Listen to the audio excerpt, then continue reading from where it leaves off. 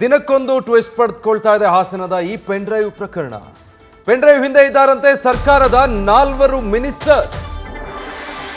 ಈ pen drive ಸೂತ್ರಧಾರಿಗಳು ಅಂತ ದೇವರಾಜೇಗೌಡ ಪ್ರಸ್ತಾಪಿಸಿದರು. 4 ಜನ ಸಚಿವರಿದ್ದಾರೆ ಇದರ ಹಿಂದೆ ಅನ್ನೋ ಆರೋಪ ಮಾಡಿದರು.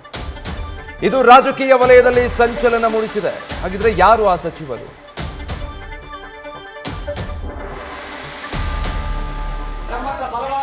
ಸಾಕ್ಷ್ಯಗಳಿದ್ದಾವೆ. ಈ ಕೇಸಲ್ಲಿ ನಮ್ಮಂತ ಬಲವಾದ ಸಾಕ್ಷಿಗಳಿದ್ದಾವೆ. ನೇರವಾಗಿ ಹೇಳಿದಲ್ಲಿ 4 ಜನ ಸಚಿವರು ಈ ತಂಡದ ನಾಯಕತ್ವ ವಹಿಸಿ ಹೇಳ್ತಿದ್ದಾರೆ. ನನ್ನಲ್ಲಿ ಅದನ್ನ ವೆರಿ ಶಾರ್ಟ್ಲಿ ನಾನು ನಿಮ್ಮ ಮುಂದೆ ಬಿಡ್ತೀನಿ ಈ ನಾಯಕರ ತಂಡವನ್ನ. ನಮ್ಮಂತ ಬಲವಾದ ಸಾಕ್ಷ್ಯಗಳಿದ್ದಾವೆ. ಈ ಕೇಸಲ್ಲಿ ನಮ್ಮಂತ ಬಲವಾದ ಸಾಕ್ಷಿಗಳಿದ್ದಾವೆ.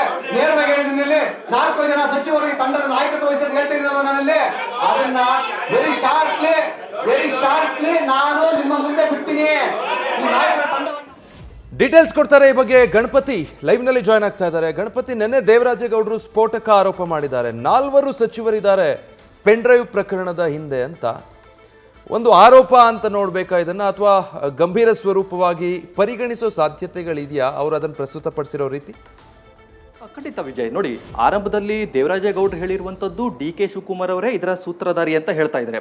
ಆದರೆ ನಿನ್ನೆ ಅವರು ಹೇಳಿರುವಂಥದ್ದು 4 ಸಚಿವರು ಇದರ ಹಿಂದೆ ಇದ್ದಾರೆ, ಇದರ ಸೂತ್ರಧಾರಿಗಳು ಅಂತ ಹೇಳ್ತಾ ಇದ್ದಾರೆ. ಆದರೆ ಕಾಂಗ್ರೆಸ್ ಹಾಗೂ JDS ವಲಯದಲ್ಲಿ ಚರ್ಚೆ ಆಗ್ತಿರುವಂಥದ್ದು ಏನು ಅಂತಂದ್ರೆ, ಹಾಗಾದ್ರೆ ಆ 4 ಸಚಿವರು ಯಾರು? ಆ 4 ಸಚಿವರು ನೇರವಾಗಿ ಕುಮಾರಸ್ವಾಮಿ ಹಾಗೂ ದೇವೇಗೌಡ ಹಾಗೂ JDS ವಿರುದ್ಧ ಏನಾದರೂ ಕೂಡ ಹಳೆ ಸೇಡ್ಗಳನ್ನೇನಾದರೂ ಕೂಡ ತೀರ್ಸ್ಕೊಳ್ತಾ ಇದ್ದಾರಾ? ಅಂತಹ ಹಳೆ ದೋಸ್ತಿಗಳು ಅಂದ್ರೆ ಇವತ್ತು JDS ಇಂದ ನೇರವಾಗಿ ಕಾಂಗ್ರೆಸ್ಗೆ ಹೋಗಿ ಸಚಿವ ಸ್ಥಾನವನ್ನ ಪಡೆದುಕೊಂಡಂತ ಅದೇ ನಾಯಕರು ಇವತ್ತು ಕುಮಾರಸ್ವಾಮಿ ವಿರುದ್ಧ ತಿರುಗು ಬಿದ್ದಿದ್ದಾರೆ. ಇಂತಹದ್ದೊಂದು ಹಲವಾರು ವಿಚಾರಗಳು ಕೂಡ ಚರ್ಚೆ ಆಗ್ತಿರುವಂಥದ್ದು. ಗ್ಯಾರಂಟಿ ಇದು ನೇರವಾಗಿ ಅಚ್ಚರಿ ಕೂಡ ಕಾರಣ ಆಗಿದೆ. ಯಾಕಂತಂದ್ರೆ ಕೇವಲ 1-2 ನಾಯಕರು ಇದ್ದಾರೆ ಅನ್ನೋದು ಕೂಡ ಸಾಕಷ್ಟು ಪ್ರಸ್ತಾಪ ಆಗಿತ್ತು.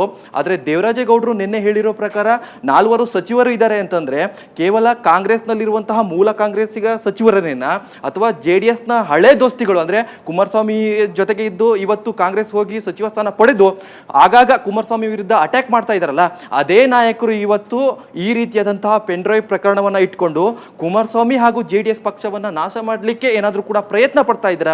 ಇಂತಹದ್ದೊಂದು ಚರ್ಚೆ ಆಗ್ತಿರುವಂಥದ್ದು.